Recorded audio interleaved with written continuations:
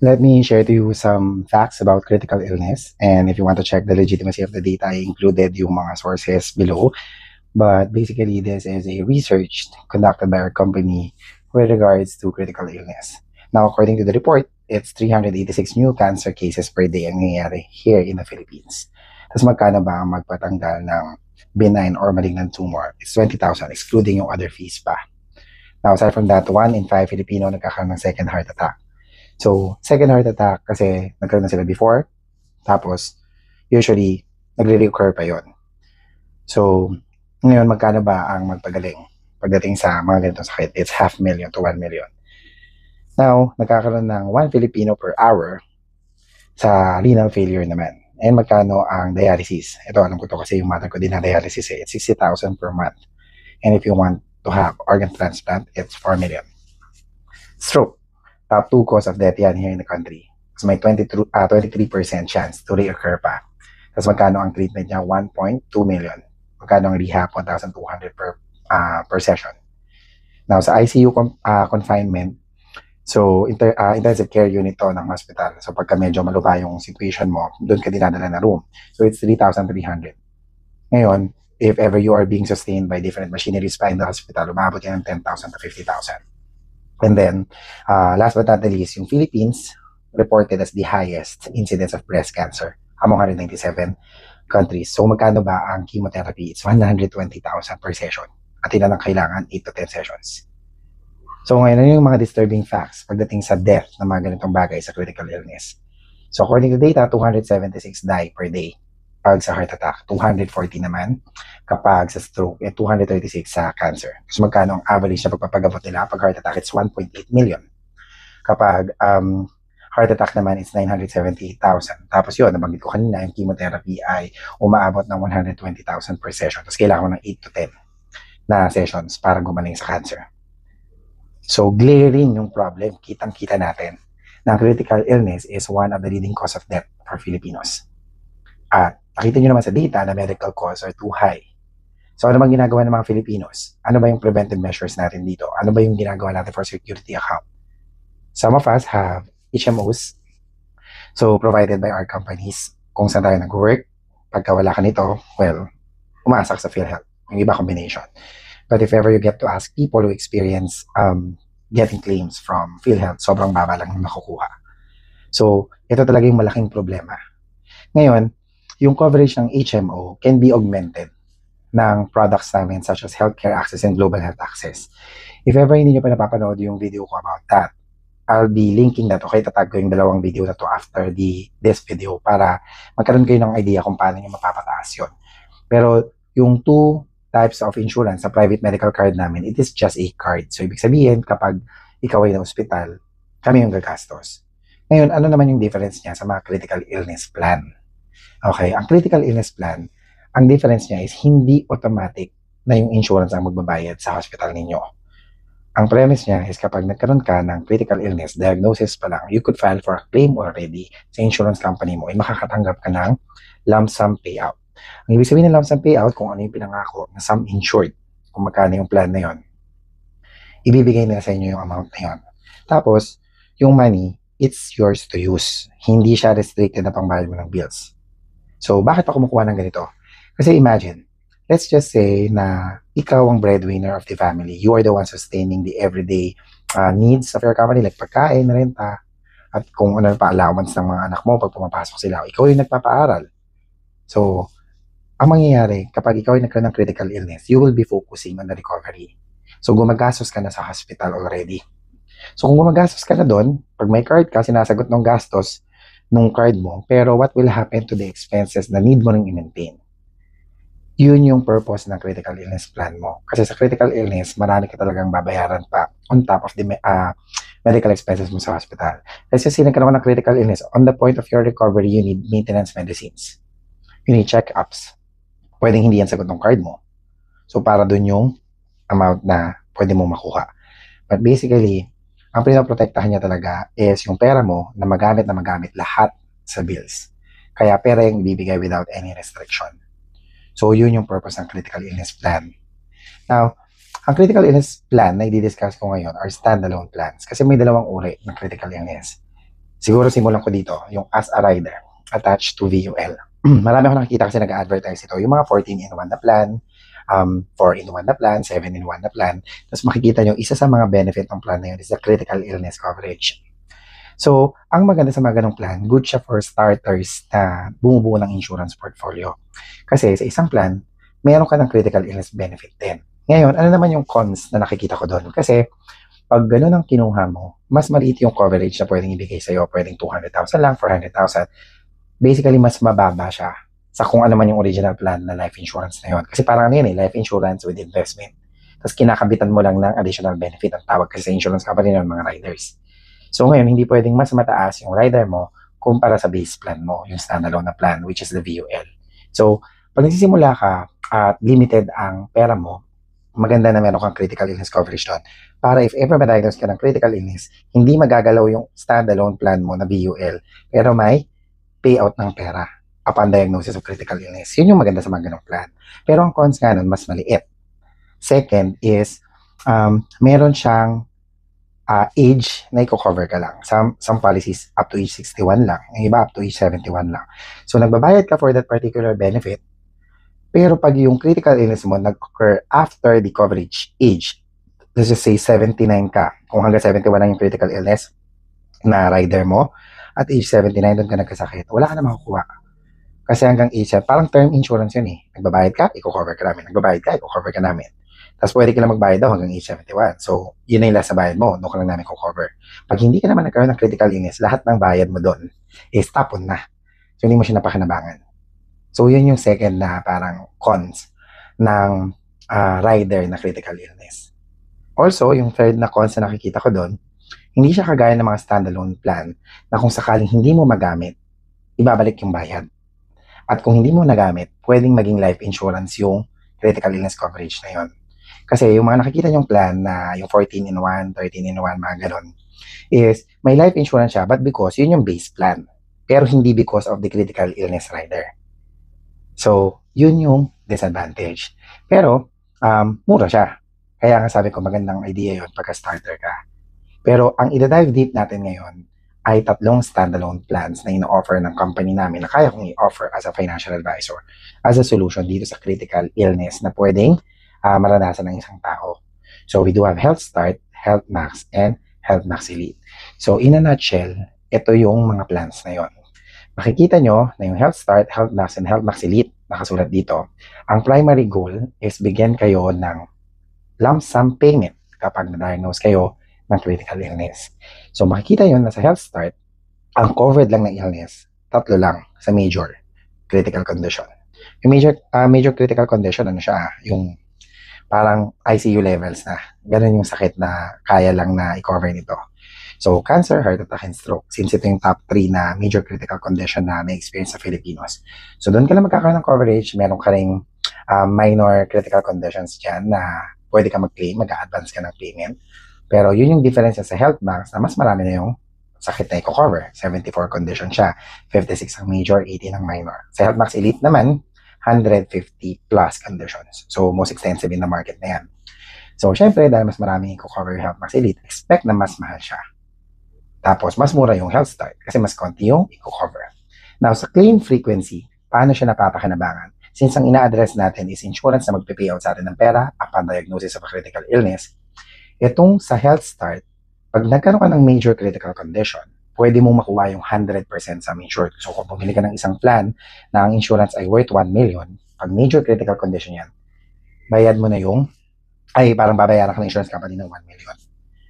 Pero pag minor critical condition lang yan, 20% pwede mong i-advance. So, yung 200,000 pwede mong i-advance as yung 800,000 na titira, insured ka namin hanggang age 100. Tapos, ibibigay namin yun sa'yo kapag nagkaroon ka ng major critical condition. Pag bigla ka na deaths, mako-convert yung 800,000 na yun papuntang life insurance. Kung sakali ka naman nagkasakit, ibabalik namin yung bayad mo at a particular age. So, ganun din yung concept nung sa Health Max. So, let's just say, 2 million naman yung binili mo na coverage sa Health Max. Mas marami yung condition. Any diagnosis of major critical condition, kuha mo na yung 2M. Pero pag minor condition, pwede kang mag-claim ng 20%, which is 400,000. Tapos let's just say, ang naging pattern mo, minor, kuha kang 400. So, may 1.6 na lang. And then, another minor, minus uli ng 400,000. So, 1.2 na lang. Tapos biglang nagkaroon ng major critical illness, 1.2 million na lang yung major critical. So, nagiging advance yung yung payout kapag may minor critical condition. Ngayon, sa Health Max Elite naman, ayan, up to 9 times yan. So, marami yan. I-discuss ko na lang later. But up to 4 times, kunyari, major critical condition yan. So, parang pinaganda talaga siya. And again, because ganun nga yung pattern ng itsura from Health Start papuntang Health Max Elite, syempre yung presyo niya mas mataas din. Bibigyan ko kayo na idea kung magkano yung presyo rito. Now, ang key differentiator ng Health Start is pwede kang bumili ng Health Start na i-cover yung entire family mo. Na hindi possible kay Health Max at Health Max Elite. Individual plans talaga sila. And then for the pay period, sa Health Start, pwede kang bumili ng 10 years to pay or 20 years to pay. So, ibig sabihin, i-cover ka namin for life, pero magbabayad ka lang ng 10 years. Yung isa 20 years sa Health Start. So, dahil 20 years to pay ito, mas mura kasi mas mahaba yung payment term. Ngayon, dito kay Health Max and Health Max Elite, merong option hanggang pay to 65. So, let's just say 30 years old ka lang. Tapos bumili ka ng Health Max, pay to 65. So, hindi mo siya 10 years babayaran, hindi mo siya 20 years babayaran. From 30 years old hanggang 65 years old ka. So, 35 years mo siyang babayaran, mas mabibili mo siya ng mas mura. Okay? So, up to retirement age. So, pagka naka-auto debit arrangement yan, hindi mo naman mararamdaman kasi mas maliit siya. Medyo matagal nga lang siya ng payment term. So, ngayon, in order for you to understand it better, iisa-isahin ko sila. But lahat ng plan na to, ang ibig sabihin niya is, magbibigay kami ng lump sum money kapag na-diagnose ka ng critical illness. Hindi included yung mga common illnesses like sumakit yung tiyan mo or nagkaroon ka ng matinding dysmenorrhea, kailangan mo pa-emergency treatment. Those are not critical condition. So for those of you who got critical illness plan already, yun yung reason kung bakit pagka kunyari common illness lang, hindi kayo nakaka-claim. Kasi ang pangako lang ng mga plan na to, yung mga matitinding sakit lang yung i-cover. If ever you are interested to be covered ng hindi critical condition, yun yung mga options na binigay ko sa mga previous videos ko, yung healthcare access or global health access, which is a card, parang HMO. Pero ito kasi lump sum payment, so magkaiba sila ng plan. So kung meron kang extra, you could get that type of card plus magkaroon ka ng critical illness. Kasi nga, magkaibang needs yung kanilang ina-address. So, moving on tayo. Let's discuss first what Health Start is. So, Health Start, ito nga yung parang starter pack. So, yes, ang pangako niya, major critical conditions, i-cover, cancer, stroke, heart attack. So, yung buong 100% ng sum insured ibibigay. Kahit hindi mo pa tapos bayaran. So, if you are wondering, kunyari 3 years ka pala nagbabayad, nagkaroon ka ng major critical condition, yun na, lugi na yung company namin. Bibigay namin 100% yung sum insured mo at wala ka ng utang sa amin para bayaran pa. Ganun kasi nag-work yung insurance. Okay. Now, pwede ka mag-advance kapag nagkaroon ka ng minor critical condition. So, let's just say, ang minor critical condition mo ay nangyari during nagbabayad ka. So, i-advance mo na yung 20%. Hindi magbabago yung payment na ginagawa mo. Itutuloy mo lang. Ang gagawin lang namin, kapag bigla yung naging major critical condition, hindi mo na makukuha yung buong 100% kasi na-advance mo na yung 20%. So, ano ba yung mga minor critical condition? Ito yung nasa baba. So, may cancer-related, heart-related, tsaka nervous system-related. Okay? So, yan yung minor condition. If ever you purchase Health Start Family, okay? So, ibig sabihin, ang Health Start Family, si mother, si father, bumili sila parehas. Okay? Sa iisang plan na lang namin siya i-under. At because si mother and father yung bumili, discounted na yung price. Okay? Hindi kasi individual yung plan na yon. Pero, nag-work yung Health Start as ganito, mauna-una. So, kung si father, nakuha niya yung major critical condition, nagkaroon siya, kinuha niya yung 100% sum insured, wala na insurance si mother kasi iisa sila ng plan. Yun yung kapalit nung pagbebenta namin ng mas mura nung ganong plan. Okay? Pero pagpalagay natin si father, nagkaroon lang siya ng minor critical condition, so from 1 million, naging 800,000 na kasi na-advance na. Then si mother, nagkaroon siya ng major critical condition, pwede niyang makuha yung 800,000 magpe-pay out. Okay? So ganun siya nag-work. Tapos may bonus pa kaming ibibigay na insurance para sa minor na baby mo. Kung pumasok yung condition ng anak mo dito sa 8 diseases na to, magbibigay pa kami ng additional 20% or 200,000. Tapos yung 200,000 na yun, hindi affected yung 1 million mo na coverage. Okay? Again, kung sakali man na hindi naman kayo nagkasakit and all, walang problema, naguhulog lang kayo. At age 75, ibabalik namin yung lahat ng binayad ninyo. At definitely yung lahat ng binayad nyo, mas mababa pa yan dun sa 1 million. So, pagpalagay natin 600,000 yung total na binayad ninyo. At age 75 ni husband, bigay namin yung 600,000 na binayad ninyo while you are still being covered dun sa remaining 400,000. So kung may biglang nagkaroon ng critical illness sa inyo, dun sa father and mother, yung 400,000 magpe-payout pa rin. Pag may na-deads, yung critical illness sa remaining 400,000, magiging life insurance. Okay, so ganun siya nag-work. Kaya up to age 100, lifetime yung benefit. So to make it further na illustration, let's just say, may kumuha na mag-asawa, isang 30-year-old and 35 years old. Couple sila, husband 35, 30 si wife. Tapos, ang monthly payment nila, kinuha nila 20 years to pay. Monthly payment nila is 2,241. So, because of that, may health start sila. So, covered sila sa 3 illnesses. Pagpalagay natin si husband, si John, nung bumili siya, at age 35, siya yung mas matanda. Ang original na pangako, 1 million critical illness coverage. Nung 49, na-diagnose yung 9-year-old na bata na yung anak nila ng Kawasaki disease. So ngayon, may magpe-payout na 200,000 because of the built-in na child coverage nang hindi naaapektuhan yung 1 million. Okay? Kaya Health Start Family yung pangalan niya. Now, at age 55, tapos na siya magbayad kasi from 35 years old, 55 years old na siya. So 20 years na yung bayaran. Nagkaroon siya ng aortic aneurysm. This is a minor critical condition. So pwede niyang i-advance yung 200,000. So ngayon, pwede niya magamit yun whether sa medicine niya o kaya habang nagpapagaling, hindi mo na siya nag-work o kaya mismong pambayad niya sa hospital. Tapos, effective pa rin yung policy na meron pang lamang 800,000. Pagdating ng age 65, 10 years after, si Jane naman na-diagnose siya ng major critical condition, breast cancer.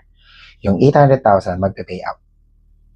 Okay? So, ibig sabihin, yung buong family na-cover siya with the amount of 2,241. Again, kung wala naman na-diagnose ng critical illness, ibabalik naman yung pera at age 70 while being covered dun sa remaining na amount na hindi na ibigay sa'yo. So, ganun nag-work ang Health Start. Now, let's go to Health Max naman. Sa Health Max, mas marami siyang condition. Okay, kaya siya mas mahal. 56 major condition na critical, 18 minor critical condition. Ngayon, hindi ko na ipapost yung mga sakit kasi hindi ko naman madidiscuss isa-isa dahil hindi naman ako doctor. Pero if ever you wanted to have a copy, once you talk to a financial advisor and create a proposal specifically for you after your financial planning, you can request kung ano yung mga sakit na yun. Okay? So, included pa rin yung cancer, heart attack, and stroke. Now, lifetime pa rin yung coverage niya up to age 100 kung paano nag-work yung kabila. Pero, instead na return of premium yung mangyayari at up to age 75, ang tawag namin kay Health Max, Advanced Health Fund, unti-unti namin siyang ipipay out. So, hindi siya at age 75 At age 70 pa lang, 20% of the sum insured ibibigay na namin. So let's just say bumili ka ng 2 million na coverage kay Health Max. So yung 2 million na yon, binayaran mo kunyari for 20 years. Kung 30 years old ka na, at 50 years old, tapos ka na. Covered ka na namin up to age 100. Nag-age 70 ka, hindi ka naman nagkasakit. Hindi ka naman deaths. So 400,000, which is 20%, bibigay namin sa'yo as Advanced Health Fund. But because of that, yung 2 million mo, babasa ng 400,000, 1.6 na lang yung coverage mo. On your 75th birthday, bibigyan ka namin additional 15%. Hindi yan 35% additional. 15% lang. Ibig sabihin yung cumulative naging 35 na. So from 400, may nakatanggap ka uli ng pera, 300,000. So 700,000 na yung nilalabas namin. So ang coverage mo na lang from 76 onwards, it's 1.3 million na lang. Pag 80, additional 10%. That's 5%. Balik kalahati hanggang age 85. Ibibigay namin yan sa'yo hanggang buhay ka, hindi ka naman nagkakasakit. Okay? While you are still being covered dun sa natitira. In this case, yung another million. Kasi 2 million yung binili mo eh. Okay?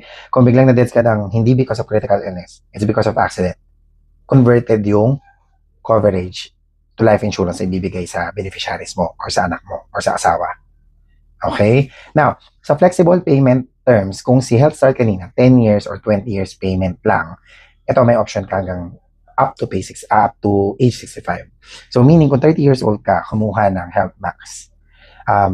Hindi 10 years yung kinuha mo, hindi 20 years, age to 65. So magbabayad ka lang from 30 years old up to age 65. So 35 years yon. Ibig sabihin, mabibili mo siya na mas mura kasi mas matagal yung payment terms mo. Diba? Hinati sa 35 years yung bayad eh. Okay? So ganun nag-work naman si Health Max. Tapos, again, naging life insurance nga siya just like I mentioned earlier. So, to give you illustration, let's use this example. So, 35-year-old lalaki, bumili ng 20 years to pay. So, hindi niya kinuha yung up to 65. 20 years to pay. 5,692 yung presyo monthly. Okay? 2 million yung coverage. So, bumili siya rito. Age 35. At age 40, nagkaroon siya ng diagnosis na cardiovascular disease. So, this is a minor critical condition. Pwede siya mag-file ng claim. 20% is 400,000 ng 2 million. So, kuha na niya yun. And then, ilan na rin natitira niyang major critical condition coverage? 1.6 na lang. Now, at age 55, tapos na siya magbayad. Kasi nga, 20 years of pay lang. So, from 35 to 55. Tapos, kumpleto pa rin yung, hindi na kumpleto, minus 400,000. So, 1.6 na lang yung insurance niya. Now, at age 65, retired na siya. Wala na yung HMO coverage siya. So, dito na lang siya talaga aasa for critical illness. Ngayon, covered na naman niya hanggang age 100. So, no problem. Now, at age 70, meron siyang option to withdraw or iwanan yung pera. Pero kung withdraw niya yun, first advance health fund is 20% din. So, let's say kinuha niya. So, yung 400,000, nagamit niya for retirement or nagamit niya kahit saan. Pero nabawasan yung coverage niya from 1.6 naging 1.2 na lang. Pero kung hindi naman niya kinuha, remained 1.6 pa rin. Basta covered siya hanggang age 100. So pagpalagay natin at age 71, hindi siya nakasakit, bigla siyang na-deaths. Hindi niya winidraw yung 400,000 na. So yung 1.6 na yun, ibibigay sa asawa niya or sa anak niya or kung sino man inelect niyang beneficiary. Ngayon, pagpalagay natin na kinuha yung pera, edi 1.2 na lang yun. Ngayon, dahil may 1.2 pa lang, tuloy uli yun. At age 75, may mag-payout uli na pera. At age 80, meron uli. Hanggang age 100 yung coverage mo. So, that's how it works si HealthMax. Now, let's go to the most superior product naman ni AXA, HealthMax Elite. Si HealthMax Elite, ganun pa rin, critical illness coverage siya. Pero mas marami na siyang coverage. 77 major and 73 minor. So, 150 critical illness. Pero ganito yung premise niya. Pwede kang mag-claim 9 times. So, ngayon, kung bumili ka ng 2 million, pwede kang mag-claim ng 9 times sa paraan na first, 4 times major critical condition. Let's just say nagkaroon ka ng cancer. 2 million yung coverage mo. Nakakuha ka ng 2 million kagad doon. And then sobrang malas mo, nagkaroon ka ng stroke. Kuha mo uli yung another 2 million. Nagkaroon ka ng heart attack. Another 2 million. So 6 million na yung nakukuha mo. Okay? Now, possible ba mangyari yun? Possible. Pero remotely siguro, kung major critical condition, maganda pag nakasurvive, at least alam mo, hindi na ubos yung plan, yung sum insured mo. Hindi kagaya ng HealthMax, HealthStart, 1 claim lang. So, 4 times claim na yon. Now, pwede kang mag-claim minor. Parang yung kagaya sa HealthMax kanina, tsaka sa HealthStart. Pag minor critical condition, pwede kang mag-advance ng 20%. So, because of the advance, nabawasan ng 20% yung 2 million. So, 400,000 advance yon. Tapos, if ever man ikaw ay na ICU, critical condition yung nangyari sa'yo kasi ICU 5 days ka nagtagal doon. Tapos yung disease mo, hindi nakasulat doon sa 77 major or 73 minor. Makakapag-claim ka pa rin. Okay, yung mga non-listed, 2 times, 20% pwede ka makakuha. At ang pinakamaganda dito, may one-time claim ka for pre-early condition or mental health illnesses. So first, yan in the market na in-include yung mental health illnesses upon diagnosis, pre-early stage. So ibig sabihin, hindi pa critical condition. Ang usual premise ng critical condition plans is dapat minor or major critical condition siya. Dito, pre-early diagnosis pa lang. Pwede ka mag-claim 10% ng sum insured mo. Sa example ko kanina, yung 2 million, 200,000, pwede ka mag-claim pre-early diagnosis pa lang. So market first coverage yan ng pre-early. I'm not sure kung sa competitors namin, meron na silang ino-offer. I think meron na yung iba. Pero yung kiniklaim ni AXA na first kami sa buong bansa. But definitely, hindi naman importante kasi yun na at least alam mo na may ganong benefit. Most extensive kasi nga, aside from the 150 plus, if ever man na napa-ICU ka, considered yun as condition na pre-early. So nakakuha pa rin ng claim. Up to 4 times yung major critical condition. So it's not 2 million anymore. Pwedeng more than 2 million yan kung nagkaroon ka ng additional major critical condition. Tapos yung life insurance niya, parehas pa rin sa HealthStart and HealthMax. Kung hindi mo na-maximize yung buong benefit because of critical illness, it will be converted into life insurance. Tapos may advanced health fund din siya. So binabalik din yung pera unti-unti up to 50% kagaya nung sa HealthMax.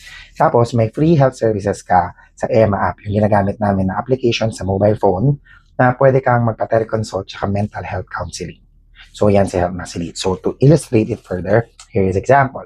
Si David, 45 years old, bumili siya ng HealthMax Elite kasi mas okay na yung pera, prime na yung career niya.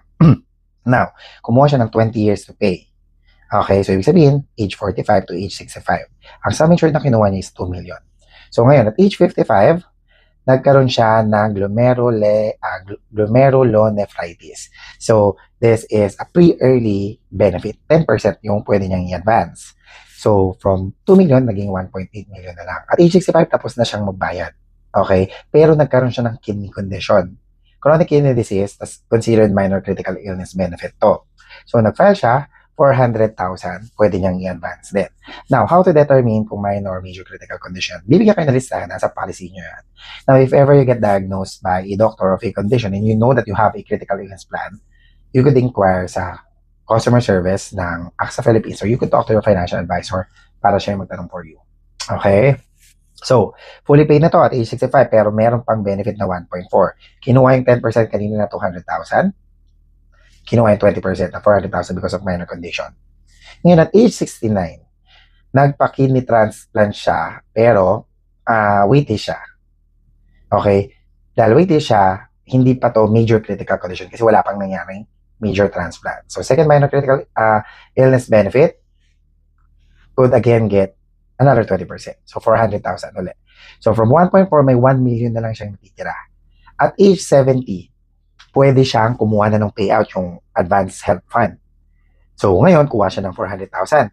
Sabi niya, sige, gagamitin ko kasi nakarating lang ako sa hospital, hindi ako makapag-work. Kailangan ko ng panggastos, hindi na ako nakaka-work. Saka may mga medicine akong kailangan i-sustain. So, kinuha yung 400,000. So, natitira na lang 600,000. Ngayon, after nun, nagkaroon siya ng kidney transplant na. So, major critical illness benefit ang dapat niya makuha. Ang natitira na lang 600. So, magpe-pay out yung 600,000. Pero tapos na ba yung policy? Kung Health Max to, tapos na yung policy. But since this is Health Max Elite, kung sakaling after age 71, meron pang nagkaroon siya ng secondary kidney transplant, may additional siya na 2 million critical illness benefit. Ganon din yung mangyayari sa third and fourth condition. Nagka-stroke siya, nagka-heart attack siya, another 2 million na naman yun. Okay, so that's how it works. Kaya siya Health Max Elite. Pero since kung ang nangyari beyond after 73 na dead siya, hindi na magpe-pay out yung dalawang 2 million. Kasi hindi naman na critical illness yun eh. Naubos na niya kasi yung benefit. Age 71 pa lang. Okay, linawin ko lang yun. But still, kung sakaling major critical condition na naranasan niya ulit, meron pa rin coverage. So nakita nyo, mas extensive yung benefit ng Health Max Elite kumpara kay Health Max. At si Health Max mas extensive kumpara kay Health Start. Yun yung reason kung bakit yung presyo nila nagdi-differ talaga sa isa't isa. Pero pare-parehas yan, magbibigay sila ng pera kapag may critical illness ka. Hindi ka automatic ipapagamot. Sa'yo yung pera, bahala ka kung saan mo gagamitin. Pare-parehas din silang may balik ng pera sa'yo. Age 75 sa Health Start, simula age 70 and 5 years kay Health Max and Health Max Elite. At pare-parehas silang kung hindi mo mapakinabangan yung critical illness benefit, automatically converted into life insurance at ibibigay sa beneficiary mo.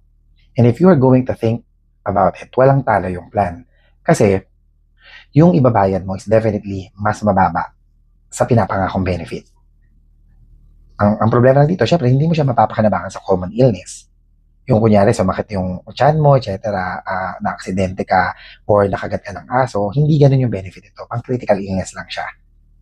Okay? Ngayon, pwede mo sabihin na hindi naman ako siguro magkaka-critical illness. Pero, I reported dun sa research kung gaano kadami yung tao na yun. Malamang lahat ng tao na yun, hindi rin naman nila in-expect na sila yung tatamaan. Okay? Now, the million-dollar question, magkano ba itong mga to? So, here is cost estimation. Of course, I encourage you to talk to an advisor. Tapos, magpagawa kayo ng proposal after the discussion kung very interested kayo. Pero this could help para magkaroon kayo ng cost estimation. So, pinili ko na yung mga pinakamura para yun yung starting point nyo. But of course, pwede nyo itaas kung ano yung coverage na gusto ninyo. So makikita nyo rito, 1 million yung coverage, Health Start yung pinag-uusapan na, 18 ang issue age hanggang 55. So, kung 10 years, annual premium niya is 23,000 lang. Okay? So that is just 2,200. Kung 10 years to pay lang yan. Pag 20 years to pay, tignan nyo, parang 1,000 lang kada buwan. Kasi 12,740 lang. Pag yan yung edad mo.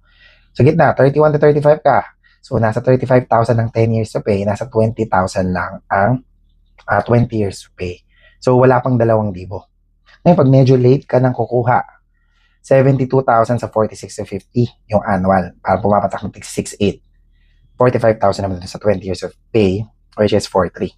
Okay, so you can take a screenshot of it para magkaroon ka ng estimate. But of course, this example is clean case yan. Ibig sabihin wala siyang pre-medical condition. So similar with sa Global Health Access and Healthcare Access, since this is a plan that is about health, remember na kailangan mo i-declare lahat ng medical condition mo para ma-underwrite ka ng tama. Okay, so let's move on. For Health Max naman, ayan, sa Health Max, 1.2 million sum insured yung pinakamura na standalone namin. Tapos ginawa ko na lang yung 10-year interval para mas maliit yung mailagay ko dito sa post. Ang pay period niya, 10 years to pay, 20 years to pay, or pay to 65. Pag 10 years to pay, ang issue age niya is 0 hanggang age 55 pwede mag-apply nito. Ito yung mga presyo niya. Ayan, nakikita nyo, pag lalaki, 34,000, 35,000 pag babae. Reason, bakit mas mahal ng babae? Risk kasi yung aming minimeasure dyan. Mas risky yung babae pagdating sa critical condition kumpara sa lalaki. Okay, huwag kayong mag-alala, pag life insurance ay pinag-usapan, mas risky si lalaki kumpara kay babae. According sa studies yan. Okay, pag 40 ka bumili, 76,000 na 10 years to pay to pero tingnan nyo pag 20 years to pay, 41,000 lang. Pero pag pay to 65, kung 40, ibig sabihin 25 years yung babayaran, 36,000 na lang. Okay? Pag babae, 35,000. Dito naman mas naging mura. So, depende yan sa actuarian. Okay. Another one to emphasize here, pag 20 years to pay, hindi ka na pwedeng bumili at age 50.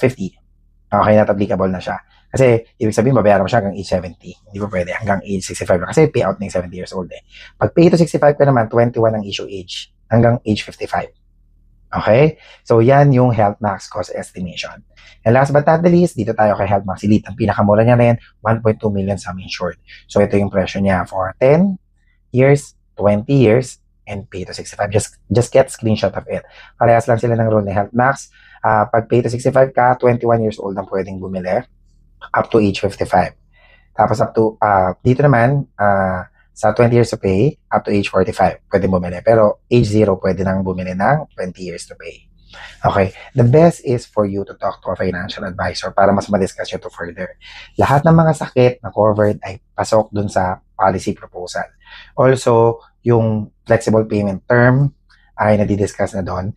And again, kung may medical condition kayo, i-declare ninyo. The only reason kung bakit hindi nakaka-claim ang isang tao is kapag hindi niya ma-furnish yung mga documents na hinihingi sa kanya. And second, kapag may concealment na nangyari during the application. Just for them to get. Kasi maraming mga tao kumukuha ng insurance kahit may sakit na. Hindi nila dinideclare. Okay? So, isama nyo yun para hindi kayo magka-problema sa claim. Now, hesitations to answer. Kung nag-iisip ka pa rin, at may mga tanong ka, of course, you could do comment or you could just message me para masagot ko yung tanong. Pero, ito yung top 3 sa frequently asked question. Let me address it. Hesitation ng mga tao to get critical illness plan. It's too expensive. Sayang ang pera. Now, nireport ko at sinimulan ko yung presentation ko kanina with how much yung ginagastos kung sakaling magkaroon ka ng critical illness. Pumapatak, chemotherapy, 120,000 per session yun. Millions sa kagad yun. Sa 10 sessions, 1.2. 976, heart attack, stroke, million, organ transplant, 4 million. Diba? ICU, pumapatak ng 10 to 50,000 per day. So ngayon, expensive is i-construct on your mind. Siyempre, may presyo yung lahat ng mga benefits na gusto nyong bilhin.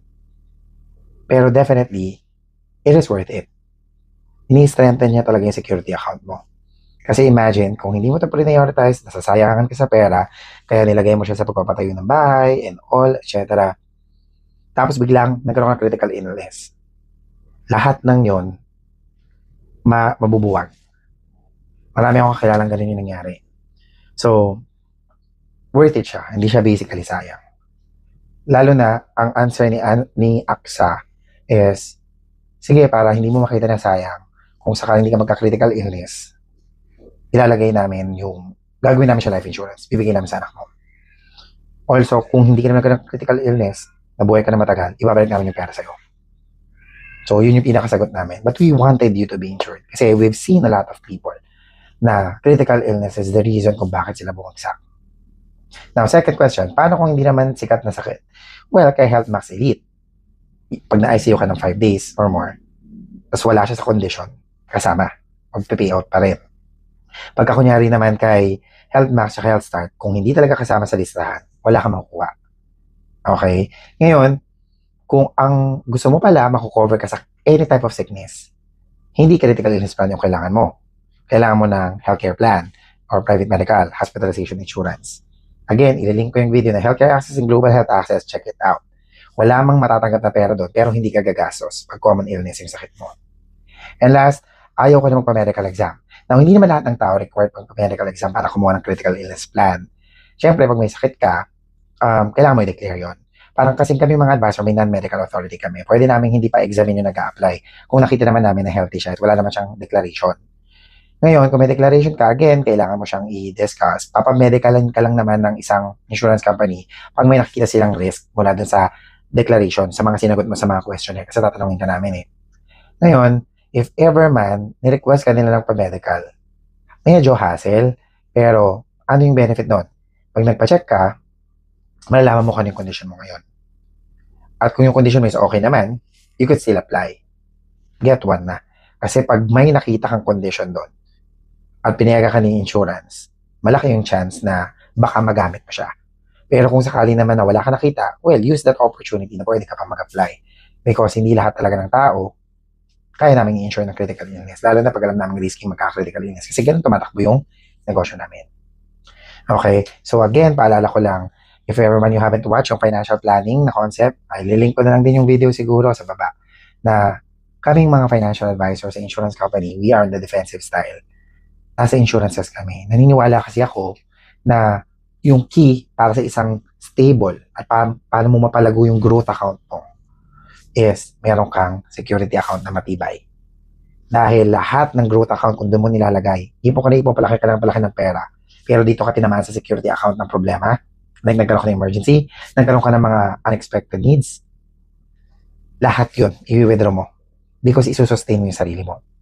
And since insurance is talking about the future na hindi natin alam kung ano yung mangyayari, the best way is maging handa ka.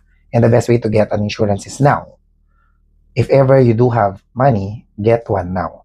Kasi kung ano man yung presyo na binabayaran mo sa critical illness plan, hindi na tataas in the future, makukuha mo siya ng mas mura. Mas mura siya pag mas bata eh. Okay? So siguro share ko lang yung lesson sa isa sa mga librong nabasa ko, yung Rich Man in Babylon. Parang yung mga ginagawa daw ng mga old communities to protect themselves sa mga thieves, tsaka sa mga masasamang loob, yung village nila, kino-cover nila ng wall. At yung story dun sa Rich Man in Babylon, yung mga masasamang loob hindi nakapasok because of the wall that they built. Now, why is it? Because meron silang wall, mahirap pasukin. So, ginawa nila yon years bago pa pumasok yung attacker. Ganun yung concept ng insurance. Binibuild mo ang security account, ang insurances mo, na hindi pa nangyayaring sakit. Kasi too late na. Imagine mo doon sa kwento ko. Pag yung village na yun, doon lang nagtayo ng pader para i-enclose yung village niya. Doon sa araw kung saan papasok yung mga attacker. Tingin mo ba, mapre-prevent yun from happening? Diba hindi? So, I hope this critical illness plans, yung mga benefit nito, at least kahit paano naisip na ninyo. If you are having problems, kung paano siya may insert sa budget ninyo, yun yung aim ng mga financial advisors and financial planners like me. So talk to us. If ever you do have a financial advisor already, discuss it with them. Tanungin mo. And dapat similar yung presentation ko sa kanila kasi isa lang naman pinaniniwalaan namin eh. That's where you're going to see if they just wanted you to sell something or they're really genuinely concerned with your finances. If you're looking for one, I'm your guy. So I'll be linking my ways to contact if ever man you're looking for a financial advisor. If you have other plans from other company, I could interpret it for you. Tulungan kitang gumawa ng strong insurance portfolio or security account. Tutulungan pa kita sa budgeting. And if ever you like what I'm doing and you wanted to become a financial advisor yourself, I'm a unit manager at our company and I'm looking for a financial advisor. So you can contact me in the same email and express your intention that you wanted to join. Okay? I hope this video helped you learn the critical illness plan and learn that this is a solution. Plan smart, live fully. Yun yung aming statement as a team. So again, thank you for listening and stay healthy.